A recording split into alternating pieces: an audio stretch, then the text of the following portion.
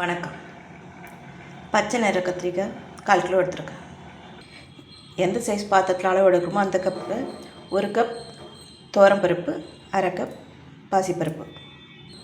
Wash பண்ண பருப்போட நறுக்கின வெங்காயம், பச்சை மிளகாய், முழு அளவு பூண்டு, மஞ்சள் பொடி, குழம்பு மிளகாய் பொடி 1 ஸ்பூன், பெருங்காயம் 1 சிட்டிகை, தக்காளி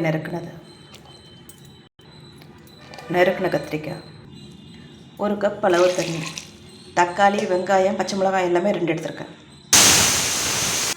கடாய் சூடானதும் தேங்காய் எண்ணெய் 2 ஸ்பூன், எந்த எண்ணெய் வேணாலும் நம்ம விருப்பப்படி சேர்த்துக்கலாம். கடுகு 1/4 ஸ்பூன், கடுகு பொரிஞ்சதும் கருவேப்பிலை சேர்த்து லேசாக வதங்கினதும் 1/4 ஸ்பூன் சட்னி மிளகாய் பொடி,